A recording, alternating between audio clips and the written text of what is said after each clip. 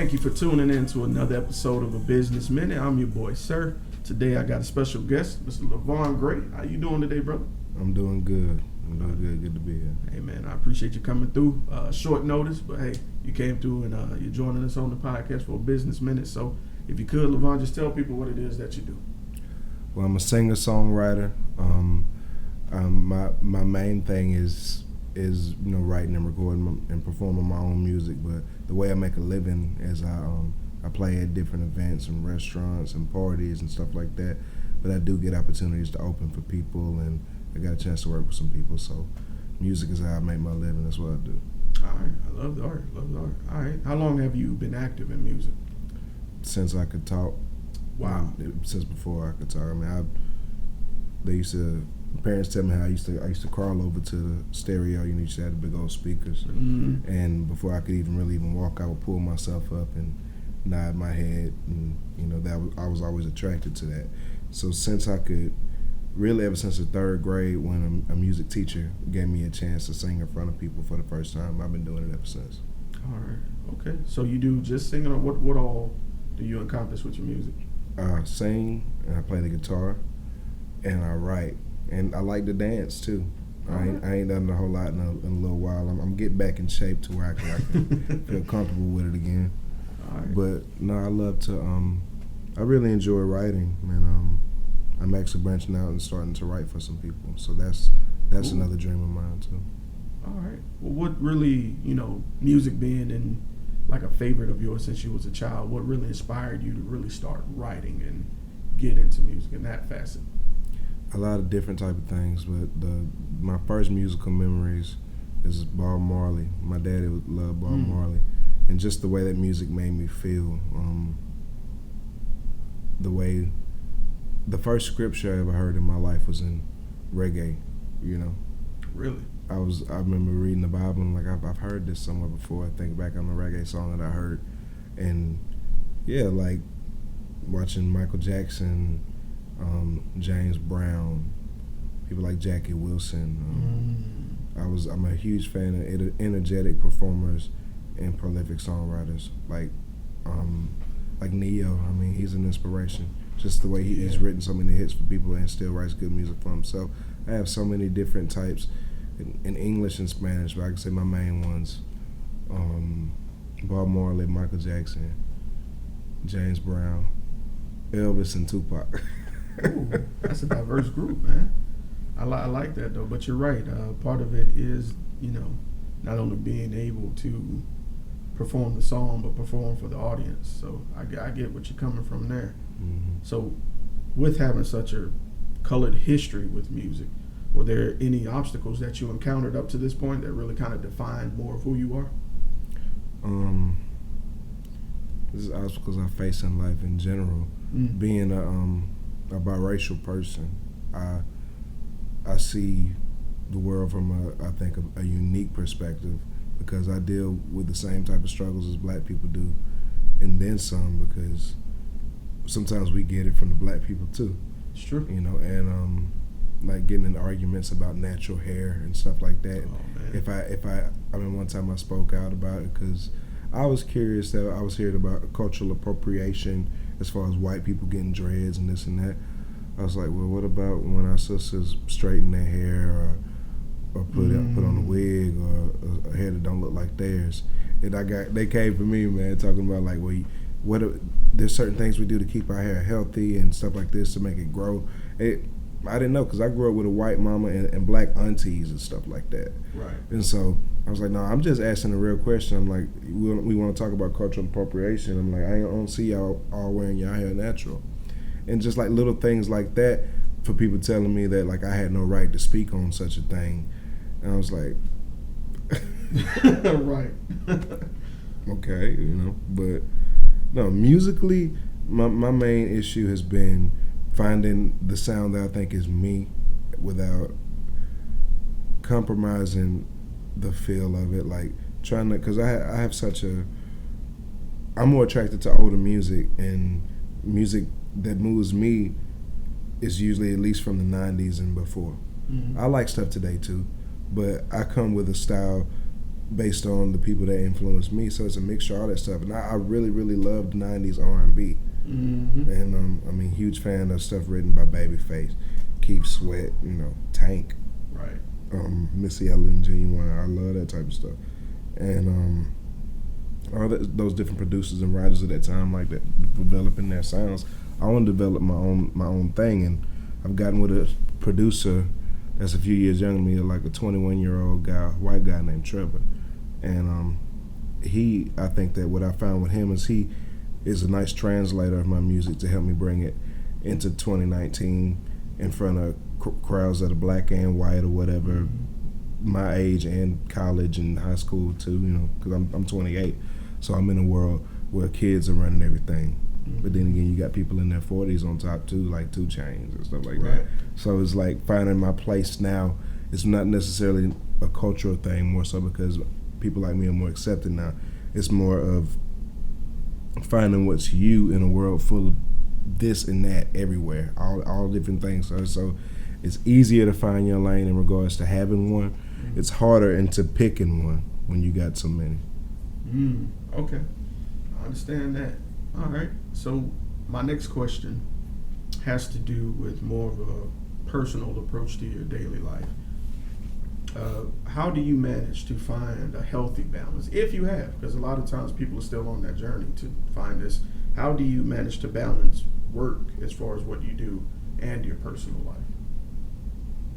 Sometimes I don't do it well at all. It just depends on where I am. I'm pretty open. I definitely deal with anxiety and depression, and it's hard enough to get out of bed on my own sometimes. I understand. But because I don't work a regular job, I don't work a 9-to-5 job. I work 3 hours a night, and so it's like when I have all this free time, I'm kind of like stuck with my own thoughts, and I don't know. It's a day-by-day type of thing, and all I do know is I don't want to neglect those I love. So, I'm single right now. I ain't got no girlfriend or anything.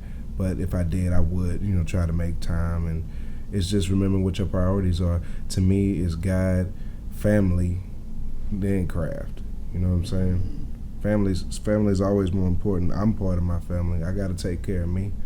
So I got to remember, why I do what I do in the first place. And that just kind of keeps things in perspective. And when I'm feeling like I don't feel like going to a gig, I'm like, well, that child support ain't gonna pay itself. That baby still gotta eat. Yeah. All right. No, I feel you definitely have to prioritize things, not necessarily in the sense of what you got to do today, but like you said, within yourself.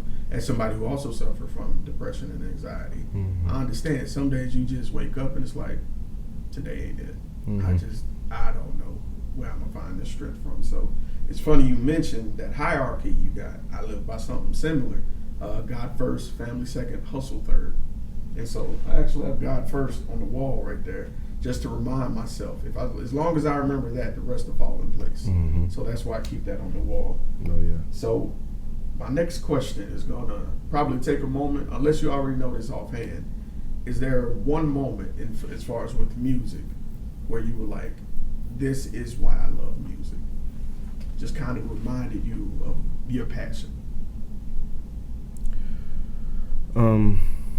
There's a few, but one of the most recent ones, probably about a year ago, I did the Song for Song competition down at the Merry Widow.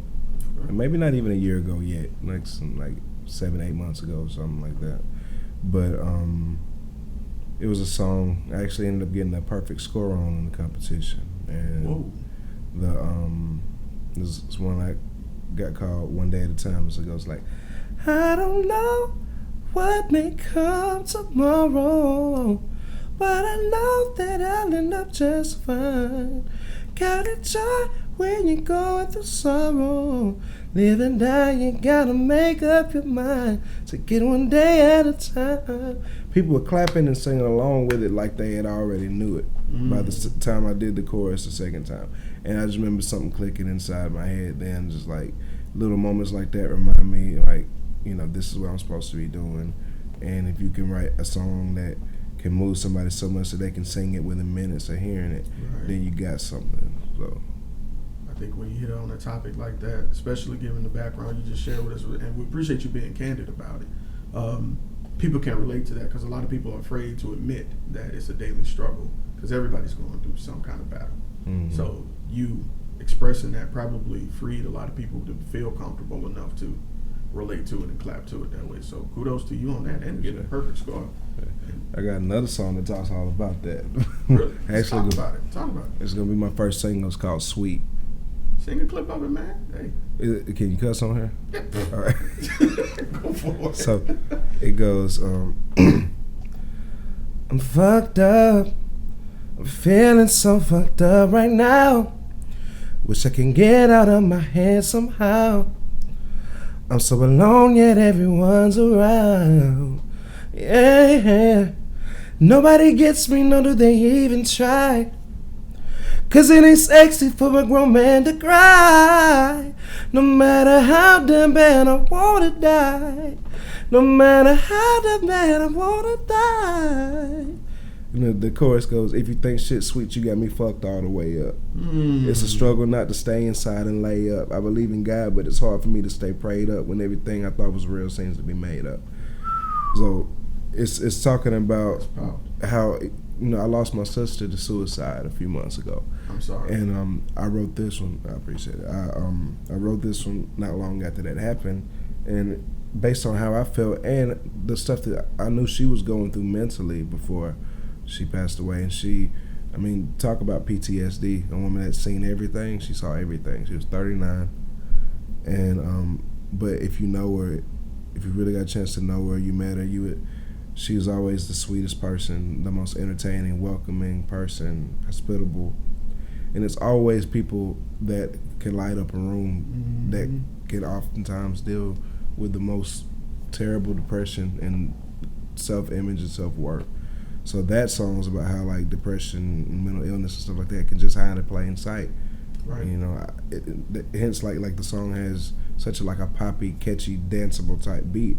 Folks go like, hey, but the balance, between the lighthearted, jumpy beat and the heavy, real lyrics, I think that we came up with a unique sound that makes that type of a message palatable. Right. It makes bittersweet. Yeah, I definitely got that vibe. Mm-hmm. Wow. It's funny you shared that because my next question was kind of the inverse of this question. Did you ever have a point where you felt you wouldn't be successful in music? And if so, who or what changed your mind? I had them points like at least once a week, But I had to remember that, first of all, I'm miserable doing anything else. I gotta remember that I love this regardless of how far I've gotten or not. And trust, I've only been at this seriously, professionally for 2 years. I've done it professionally for a long time, but as my main source of income, 2 years. And actually stepping out to finally feel like I can be myself, because I just struggled with that growing up in the church. And, and we didn't come from a church family. I asked my mom to take me to church because I guess I was spiritually aware and very interested in the music at the time. I wanted to be in church. So I would beg my mom to take me to church, and so I forced myself under teaching that did help me live a better life, gave me a better quality of life, and really changed the way I saw things.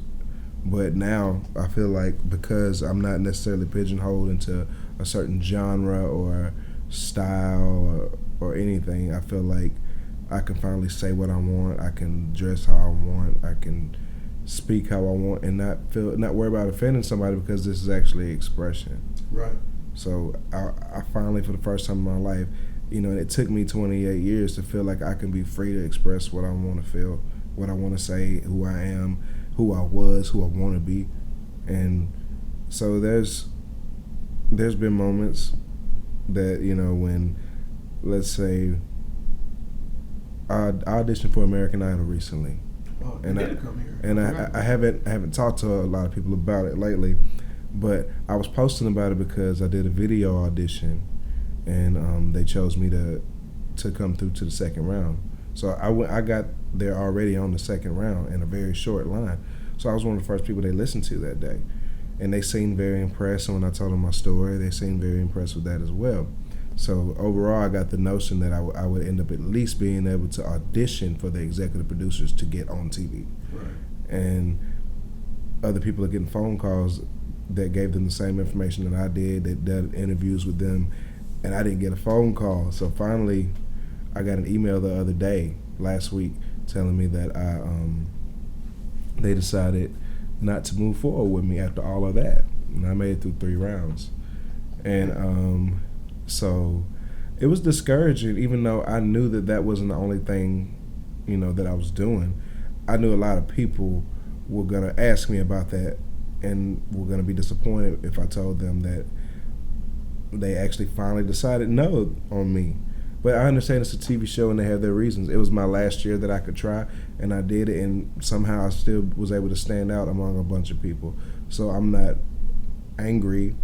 And on the same day, I got a call from my buddy that I write songs with saying that an A&R from Atlantic Records had just heard one of our songs and liked it.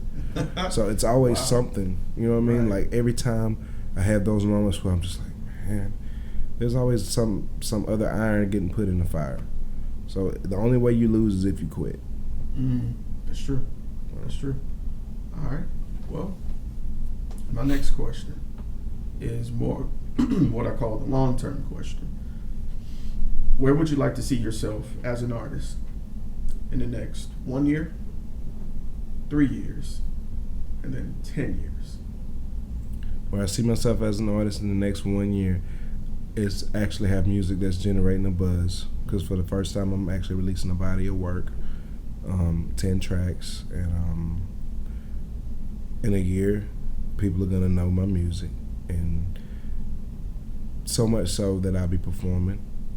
I believe my life is about to change in the next year or so, because all I know is all it takes is the right person hearing this stuff. It's true. I believe in it that much, and I believe in myself that much that I just know what I'm supposed to do. So. So within a year performing, and you're hearing some spins on the radio, and within 3 years, you're gonna see me at award shows. I genuinely believe that. You're gonna see me at award shows, doing, selling records and doing all the stuff that I always dreamed about doing. Might take me a little longer than it took some people, but I had to make up my mind. And so 3 years, real success, and 10 years, really setting my family up for success, being so accomplished in a business aspect. I want to be able to know how to deal with that type of income and learning how to let my money work for me and my family and change up my family history. I expect to be a completely different person in 10 years in regards to where I'm at intellectually, financially, career-wise, everything. I think it's interesting that you said intellectually first. That lets me know that it ain't about the money. No. Because it's more about growth. I can make hell of money and lose it all overnight. You know what I'm saying? It's true. One trip to Vegas, It's true. You're absolutely right, man. I was watching, I had never watched The Wire before. Never. And I just saw a clip, and it was an actor who said, nobody owns money. There's only spenders. And that really clicked with me. Why focus on something I'm not really going to own? But your own art, your own passion, that's something that's attached to your name and will be timeless. It will immortalize you. So that makes sense. I appreciate you confirming that for me without even, you knowing it. So this is actually my last question. And this has been a relatively smooth interview. I was hoping we'd take more time in it. But the scariest thing you can do is what you did. Took that leap of faith on yourself to cast everything aside and say, no, this is what I'm supposed to do, and really go through with that. The hardest thing about it is that first step. What words of encouragement would you have for the next person who's afraid to take that step because, they're nervous? Well, if you're afraid to take that step, just think about how miserable you are right now not taking that step. And the worst that can happen is that you try and you fail. At least you know you tried. Now, it would be better if you try and you fail and you keep trying. But, at least you know that you tried and you stepped out there and you didn't just live so mediocre and accept things as they were, that you just sat still and let life come to you. So if at the end of the day I die broke and unsuccessful, I died doing what I love to do, and can't nobody take that away from me. That is no regrets. Hey, best way to live. Well, brother, I wish you the best. Given what I heard today, I could tell success is in your future. I'm claiming it for you, brother. I appreciate it. I really appreciate meeting someone that takes their craft as serious as I do with mine with this podcast. So, bro, thank you for taking time out the day. Hey, I better see you on like BET something in like the next few years. I'm like, oh man, I interviewed him first. You gonna see videos dropping online in the next month, man, and it's gonna start from there. So I'm excited about all of that. Listen, I'd be more than happy to have you back, brother, to link up. By all means, please shoot me a link to your music as well, so I can share with the people that's watching and listening. If anybody wants to get in contact with you via social media or any method you may use, the only thing I try to stay away from is phone numbers because weirdos. But how can someone get in contact with you? I'm on Facebook, Instagram. I'm on Twitter, but I ain't on Twitter. You know what I'm saying? Instagram, Facebook, Levon Gray, LEVONGRAY.